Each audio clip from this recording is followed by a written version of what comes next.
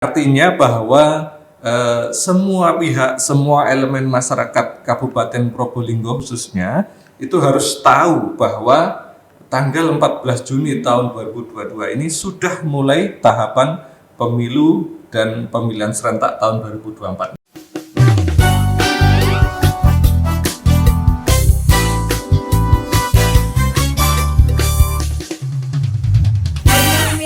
Jumpa kembali bersama kami di Bromo Podcast, Ngobrol Demokrasi Podcast resmi KPU Kabupaten Probolinggo.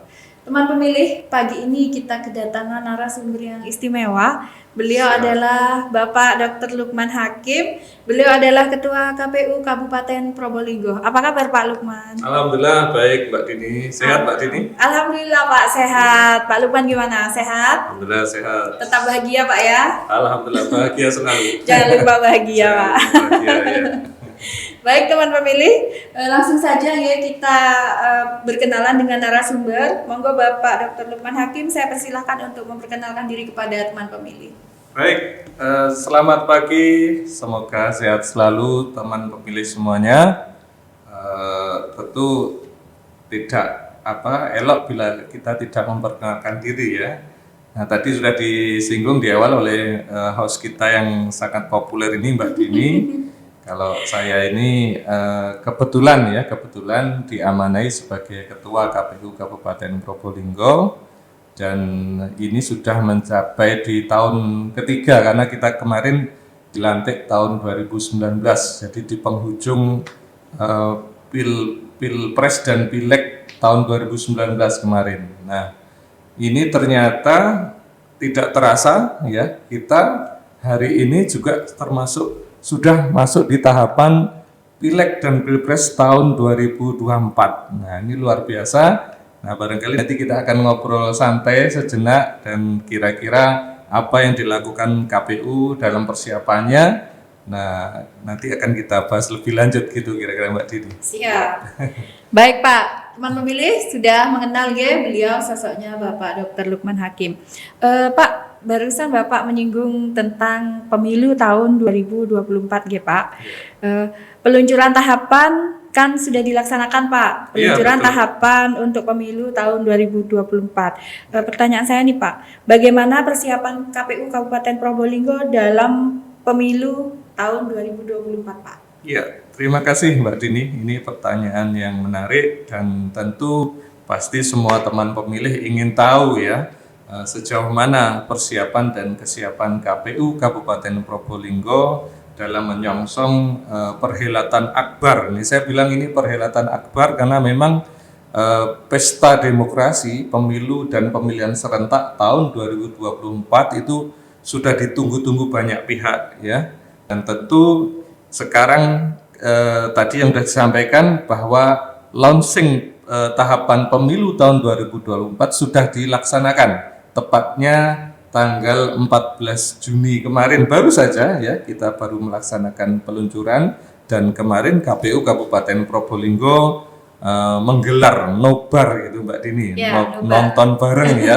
Kita mengundang Forkopimda, kemudian para pemangku kepentingan terkait ya, termasuk juga perwakilan partai politik, kemarin juga kita undang, termasuk juga rekan-rekan media. Nah, artinya bahwa semua pihak, semua elemen masyarakat Kabupaten Probolinggo khususnya itu harus tahu bahwa tanggal 14 Juni tahun 2022 ini sudah mulai tahapan pemilu dan pemilihan serentak tahun 2024. Nah, ini di layar juga bisa kita lihat ya.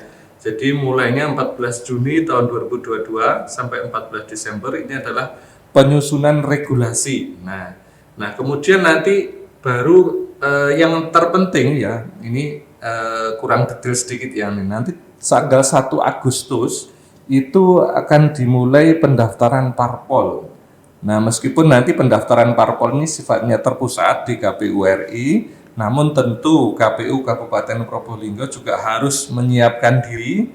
Tentunya fase berikutnya setelah pendaftaran parpol itu adalah verifikasi faktual kepada pengurus parpol di daerah. Nah, ini harus kita betul-betul persiapkan. Nah, sejauh ini yang sudah kita lakukan tentu koordinasi, komunikasi ya.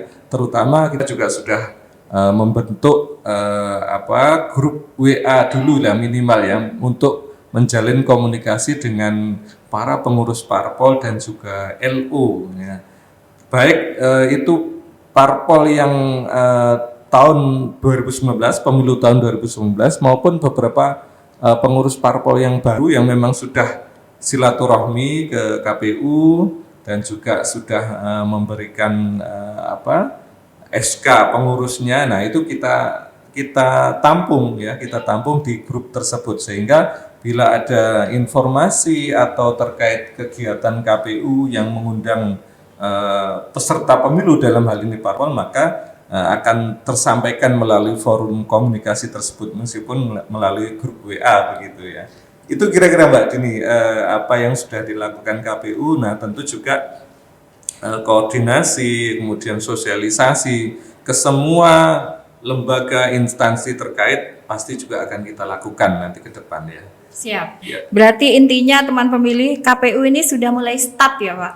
Betul. Sudah mulai start dalam tahapan pemilu tahun 2024. Betul sekali Mbak Dini, sudah sering juga saya sampaikan, ini teman-teman staf sekretariat dan juga bapak-bapak komisioner ini sudah harus siap-siap untuk mondok di kantor atau menjadi dokter begitu ya. Karena ya memang sebagaimana yang kita ketahui bersama ya, kalau sudah masuk tahapan maka kalendernya KPU itu menjadi hitam semua ya. Hitam semua Pak ya, hitam tidak ada semua, warna lain. tidak ada warna lain ya. Jadi meskipun Sabtu atau Minggu teman-teman harus siap ya ketika suatu saat harus di calling dan juga harus datang ke kantor begitu. Jadi harus full time ya. Siap. Baik. Siap 24 jam. Siap 24 jam. Semua ya. kalender hitam teman pemilih ya. Betul ya. Apalagi kemarin Pak Hasyim Asy'ari ketika acara peluncuran itu sudah menyampaikan karena moto kita itu melayani, maka seluruh jajaran KPU dan sekretariatnya itu sekarang sudah harus belajar senyum Mbak Dini. Belajar senyum. Karena apa? Kita harus melayani. Namanya melayani itu harus senyum ya. Karena kalau ketika melayani tidak senyum ya nanti yang dilayani lari nanti Mbak Dini. Berarti senyumnya ini harus pakai senyum manis gitu ya Pak? Ya begitulah ya. Kalau senyum kecut ya nggak enak juga nanti. Bisa kabur Pak ya? Iya betul. Ya. Siap. Menarik ini Pak. Yeah. Menyambung ini Pak, menyambung yang barusan kita bahas. Jadi strategi apa nih Pak yang akan dilaksanakan KPU Kabupaten Probolinggo dalam persiapan ini Pak? Nah baik, kalau tadi sudah bicara terkait persiapan, nah kemudian strategi ini menarik ya strategi.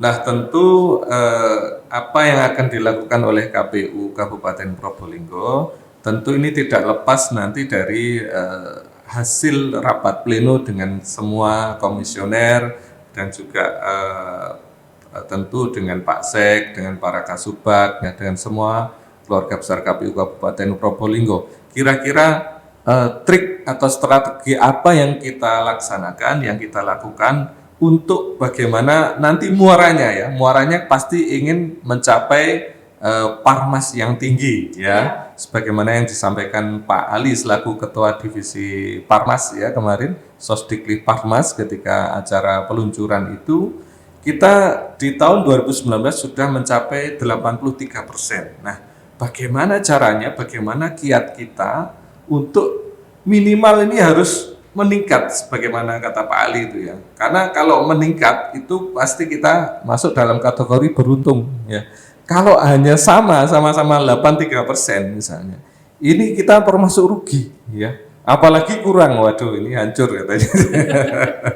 Nah, artinya semua trik strategi yang kira-kira unik, menarik ya, dan juga bisa meningkatkan partisipasi masyarakat, ini harus kita lakukan. Nah, terutama dalam hal yang pertama pasti sosialisasi itu Mbak Dini ya. Sosialisasi ini bisa kita lakukan dengan berbagai cara ya, dan juga berbagai media ya. Tentu saat ini KPU Kabupaten Probolinggo memaksimalkan sosialisasi melalui semua jenis media sosial. Nah, ini penting. Nah, termasuk salah satunya media kita podcast hari ini ya. ini bagian dari sosialisasi juga ya. Kemudian juga nanti mungkin kita akan sering melaksanakan kunjungan-kunjungan ya. Nah, kemarin Pak Ali sudah menyampaikan dengan membentuk baku humas ya antar instansi terkait. Nah, otomatis kita juga harus silaturahmi ke masing-masing humas di setiap divisi atau instansi terkait di di Kabupaten Probolinggo. Nah, ketika nanti baku humas ini sudah terbentuk dan sudah terjalin, maka semua yang diprogramkan oleh KPU tentu akan tersosialisasikan dengan baik. Ya, ini salah satu cara aja.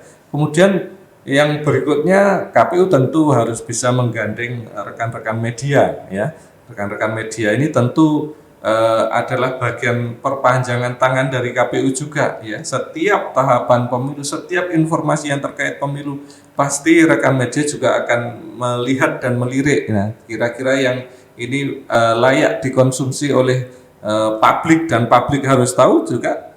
Pasti mereka akan tanya.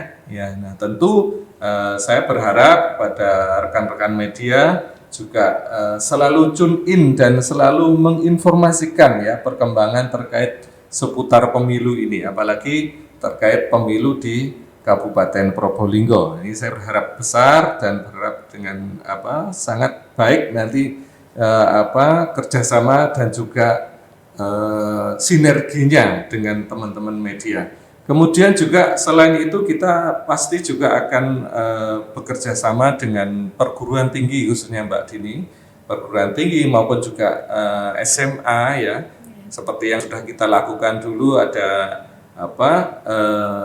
KPU Goes to School, kemudian ada KPU Goes to Campus. Kayaknya perlu lagi itu Mbak Dini, kita perlu berkunjung lagi nih ya ke teman-teman pelajar di SMA dan juga rekan-rekan mahasiswa, teman pemilih semua yang ada di kampus begitu. Ini ya bagian dari sosialisasi juga. Saya kira itu strategi-strategi seperti itu yang perlu kita lakukan Mbak Dini ya. Siap, berarti akan sangat teramat sibuk sekali Pak. Nah iya pasti, apalagi nanti kalau kegiatan-kegiatan sosialisasi yang sifatnya misalnya spektakuler, misalnya mendatangkan banyak massa. Nah kita tahu kalau kita berkaca di 2019 kemarin kita juga mengadakan misalnya jalan sehat ya jalan sehat atau kemarin color run ya. Nah color run, nah, ini menarik juga. Tentu pasti kita berharap pandemi COVID ini segera menjadi endemi sehingga nanti ketika kegiatan-kegiatan yang sifatnya mendatangkan massa maka itu akan diperbolehkan oleh pemerintah. Nah, karena memang bagaimanapun ini pesta demokrasi rakyat, jadi rakyat harus fun, harus bahagia gitu kan, harus senang semuanya begitu. Harus senang dalam menyongsong pesta demokrasi tahun 2024 betul, ya Pak. Betul sekali Pak Dini ya. Menarik ini Pak, sepertinya proses nanti menuju 2024. Betul ya. Baik Pak, menyambung juga nih Pak, kalau barusan kan pokok barusan itu strategi lebih ke eksternal Pak. Betul ya. Kalau eksternal. sekarang saya ingin tahu nih Pak, jajaran KPU dan sekretariat itu kan harus bersinergi ya Pak dalam menghadapi tahapan pemilu yang sangat padat ini Pak ya. Bagaimana langkah-langkah KPU dalam membentuk sinergitas tersebut sehingga pemilu itu bisa berjalan dengan lancar, aman, damai dan selamat Pak? Betul ya. Ini pertanyaan yang menarik sekali Mbak Dini ya, teman pemilih semua. Satu kata yang sangat penting, sinergitas ya. Sinergitas ini satu kata yang mudah diucapkan tetapi sulit diterapkan Mbak Dini ya. Jadi sinergitas ini tentu menjadi kunci dari tadi pola koordinasi kemudian komunikasi. Nah, tentu setelah koordinasi dan komunikasi akan membentuk sinergitas. Nah, apa yang dilakukan KPU untuk menciptakan sinergitas itu terutama antara para pimpinan dan juga staf sekretariat. Nah, tentu ada kiat-kiat atau trik-trik tertentu yang dilakukan. Nah, tentu beberapa kegiatan yang misalnya bisa menstimulasi sinergitas itu akan kita lakukan ya. Salah satunya misalnya kita kemarin sudah memupuk silaturahmi antar komisioner, antar sekretariat, ya semua keluarga besar KPU Kabupaten Probolinggo ketika dalam suasana halal bihalal kemarin. Nah, ini kan cair sekali ya Mbak Dini ya, kita anjang sana, anjang sini ya,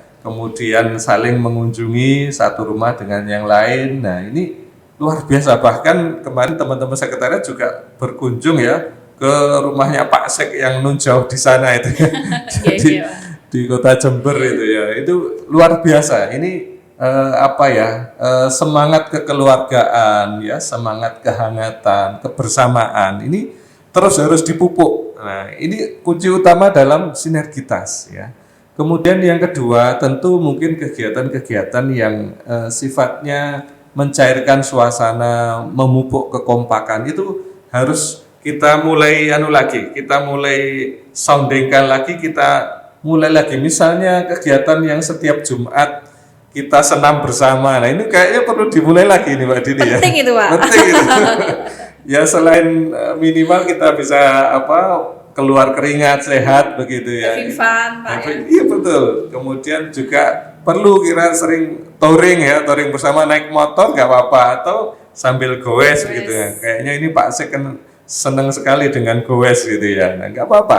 Atau sekali-kali kayak dulu kita juga pernah jalan santai ya, dari kantor KPU ke mana? Ke alun-alun gitu kan, nggak terlalu jauh ya, tapi fun begitu ya. Nah, ini perlu kita mulai lagi ya. Alhamdulillah ya sekarang sudah mulai longgar juga ya. Saya kira aktivitas-aktivitas yang semacam itu sudah diperbolehkan oleh pemerintah. Nah, sehingga tinggal kita saja, keinginan kita bersama mungkin akan kita agendakan ke depan ya. Setiap Jumat sehat itu harus kita mulai lagi tuh Mbak Dini ya. Kita mulai lagi lah senam bersama atau touring. Kemudian ya kemarin saya juga menginstruksikan, sudah kan kita punya arena untuk badminton, kemudian juga untuk meja pingpong. Nah, ayo kita manfaatkan lagi ya. Sudah saatnya.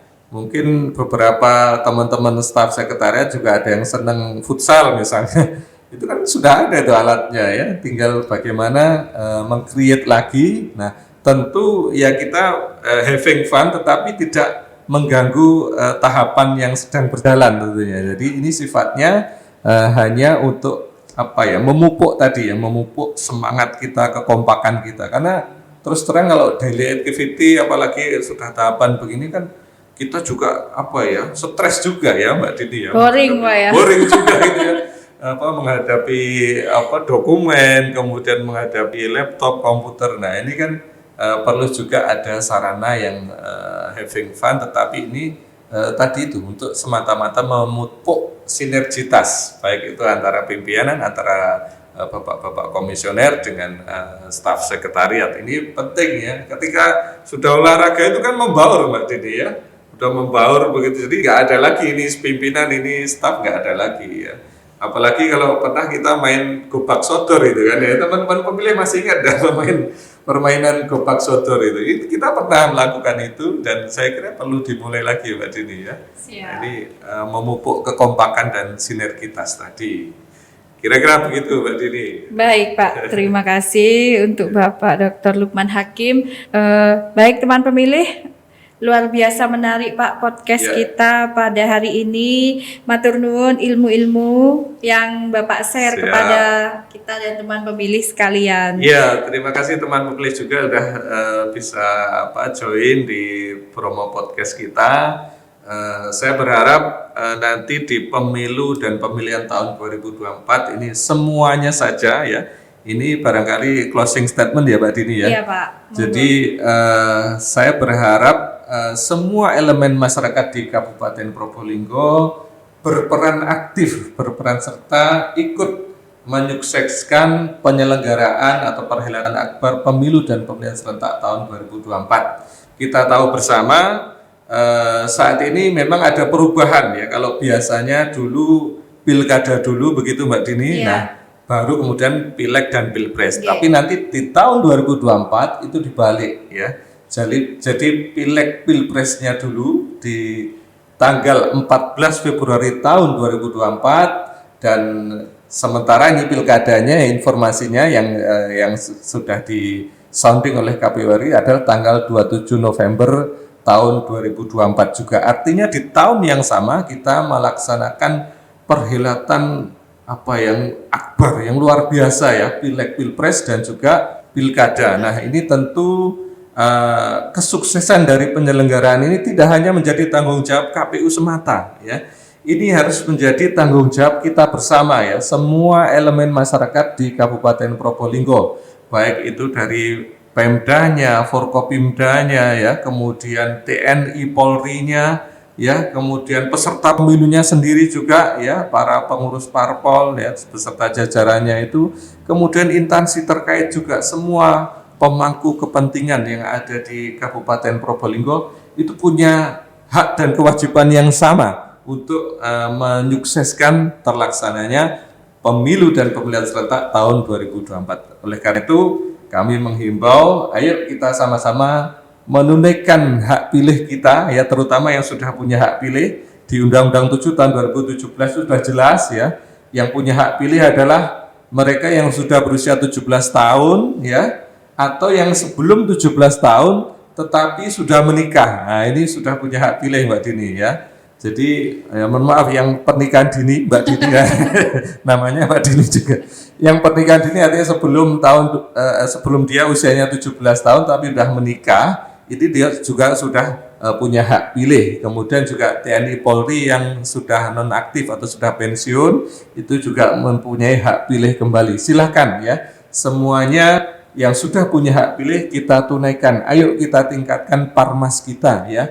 Targetnya tadi ya, minimal 84% lah ya, minimal, karena ini 1% di atasnya yang kemarin ini, itu kita beruntung. Nanti kalau sama-sama 83%, nah itu rugi nanti ya.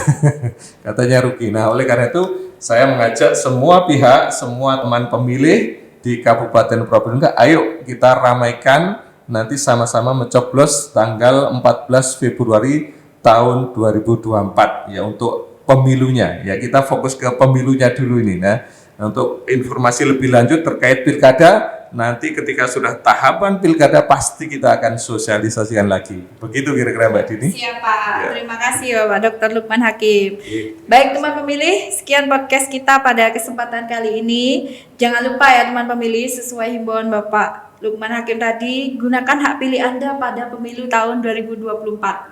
Ya. Rugi kalau tidak memilih Pak ya. Betul sekali. Baik teman pemilih, kami mohon maaf apabila terdapat kesalahan. Tetap sehat, tetap semangat teman pemilih. Jangan lupa like, share, and subscribe. Salam KPU melayani, integritas 24 jam. See you next time teman pemilih. Assalamualaikum warahmatullahi wabarakatuh. Waalaikumsalam warahmatullahi wabarakatuh.